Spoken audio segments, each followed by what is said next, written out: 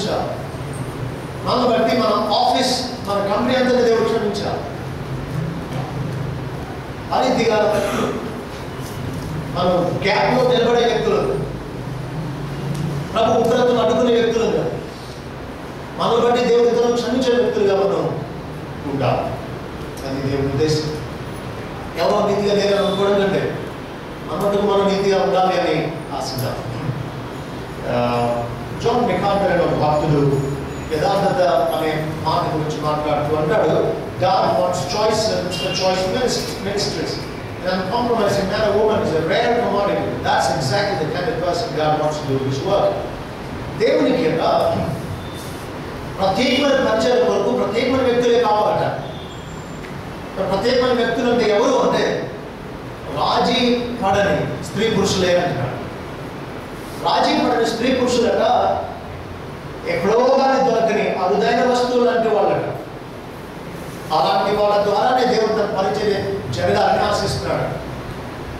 So మనం rare పీపుల్గా ఉండాలి, అరుదైన ప్రజలుగా ఉండాలి. అంటే అర్థం రాజీ పడని వ్యక్తులుగా ఉండాలి.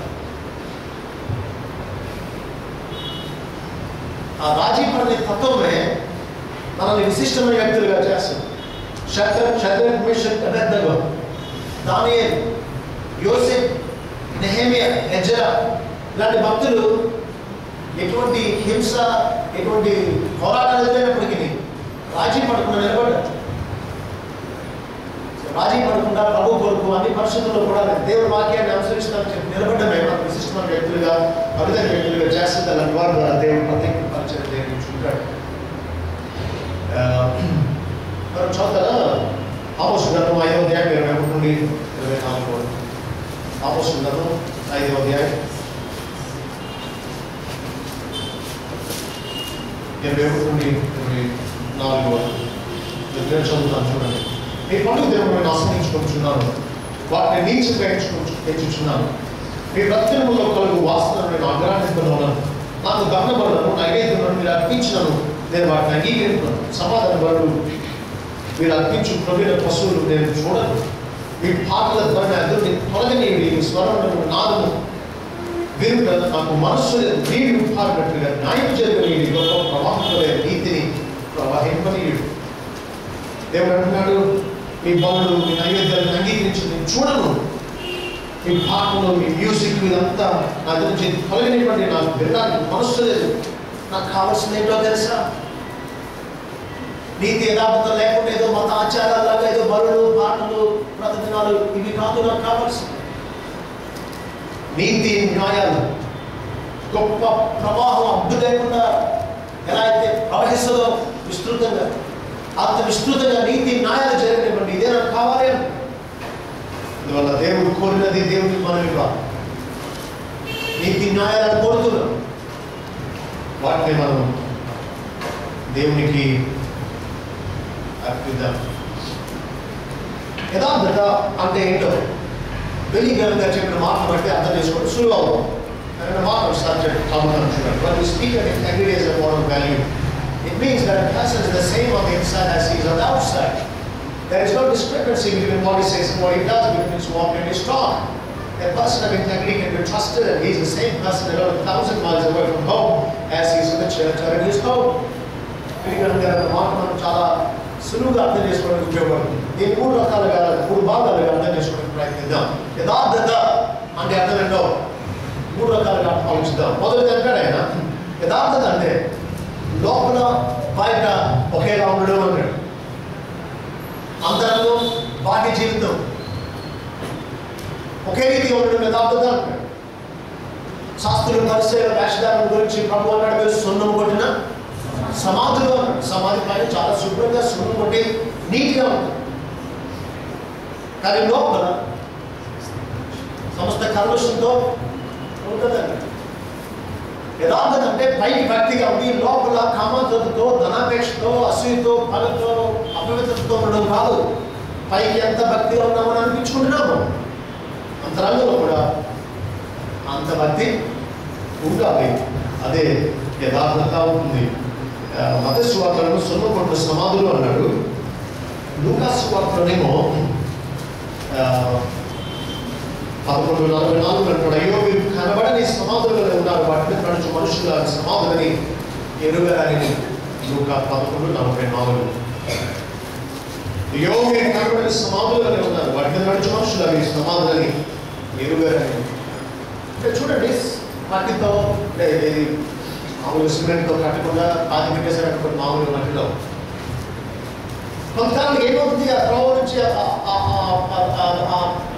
ఆ సైడ్ నడుచుకుని వెళ్ళారు, దానికి ఏమవుతుంది అక్కడ రోడ్ లాగా అయిపోతుంది, త్రోవలాగా అయిపోతుంది, మార్గంలాగా అయిపోతుంది.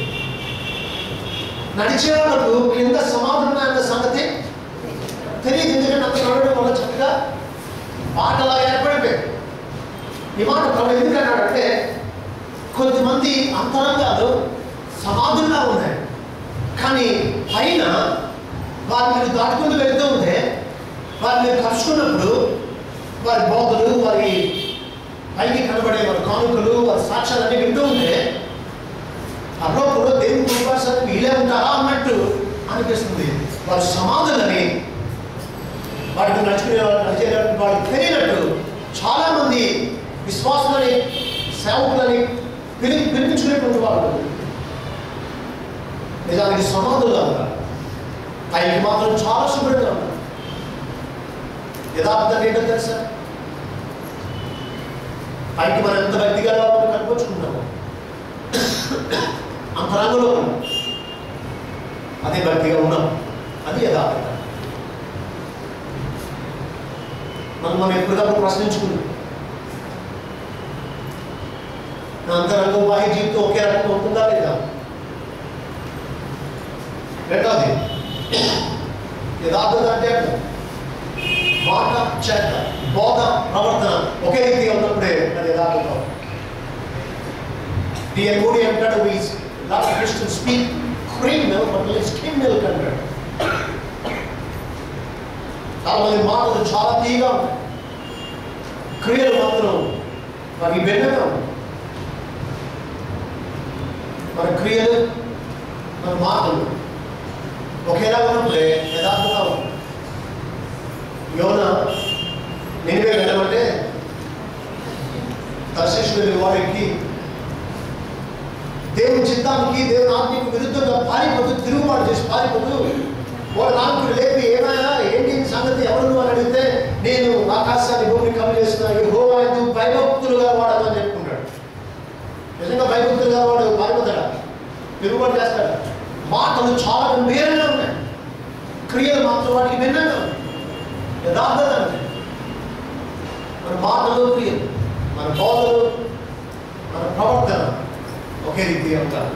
ఇక మూడవ భాగం, భక్తులు అంటాడు బెనిగ్రామ్, అందరూ ఉన్నప్పుడు ఇంట్లో కానీ మందిరంలో కానీ అందరూ చూస్తున్నారు కాబట్టి ఎలా మేనర్స్లో గౌరవంగా ప్రవర్తిస్తామో, ఏకాంతంగా ఉన్నాం, 1000 మైళ్ళ దూరంలో, అక్కడికి ఎవరు లేరు, అక్కడ మనం చేసేది ఎవరికి ఎప్పటికీ తెలియకపోవచ్చు, అయినా సరే అందరిలో ఉన్నట్టుగానే 1000 మైళ్ళ దూరంలో ఏకాంతం ఉన్నప్పుడు కూడా ఉండగలిగితే అది యథార్థత అంటారు. అందరిలో దొంగోడు కూడా మంచిగానే బ్రతుకుతాడు. పిక్ పాకెట్ వచ్చాడు అనుకోండి, రోజు ఏమైనా పిక్ పాకెట్ అని చెప్పి ఇలా బోర్డు పెట్టుకుని వస్తాడా? స్పెషల్గా ఏమైనా వస్తాడా? మనకు లాగా వస్తాడు. కానీ వాడు నిజంగా ఎవరు చూడలేదు అనుకున్నప్పుడు బయటపడదు. అందువల్ల మందిరంలో, ఇంట్లో అందరూ చూస్తున్నప్పుడు పగలు భక్తి అంత గొప్ప కాదు. D.L. Moody అంటారు, నీ నిజరూపం మాట నువ్వు చీకట్లో ఉన్నప్పుడు ఏమై ఉన్నావో అదే నీ నిజరూపం మాట.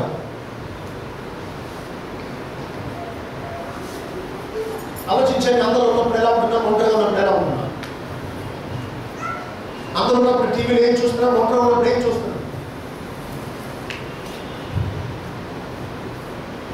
అంటే ఇక్కడ 3 విషయాలు చూస్తున్నాం.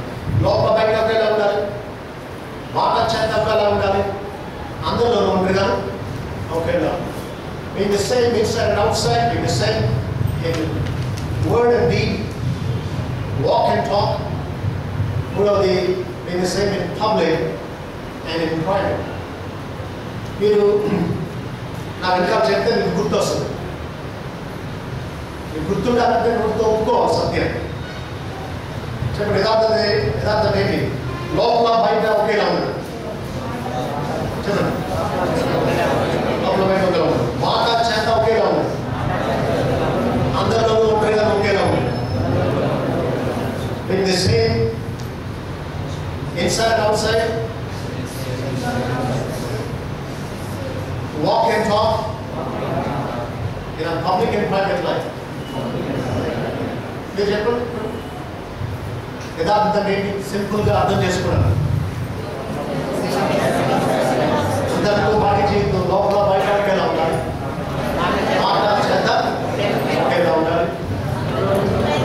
ఎలా ఉంటున్నాను ఉండగా కూడా మీరు ఏ ఒక్కరైనా ఈ 3 విషయాల్లో నేను ఒకే వ్యక్తిగా ఉంటున్నాను, లోపల బయట మాట చేత బాడీ జీవితం అందరిలో ఉంటున్నప్పుడు ఒకేలా జీవిస్తున్నానని ఎవరైనా చెప్తారా? మీరు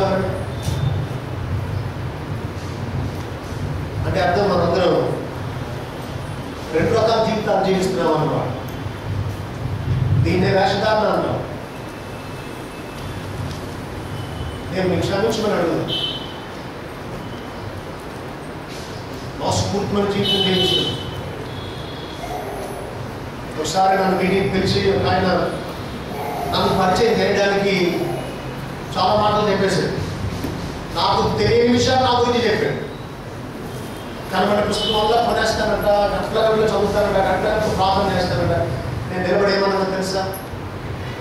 ఆయన చెప్పినంత కరెక్ట్ అయితే ఎంత బాగున్నాను అనుకుంటున్నాను అన్న.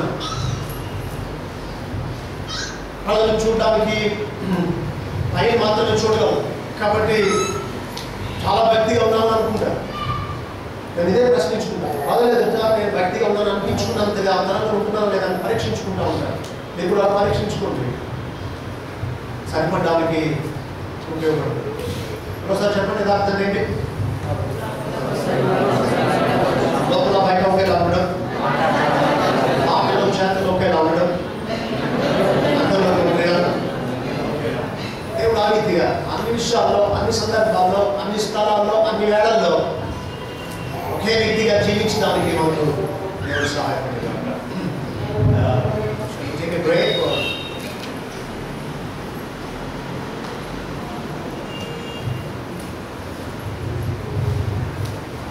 5 minutes break తీసుకుందాం.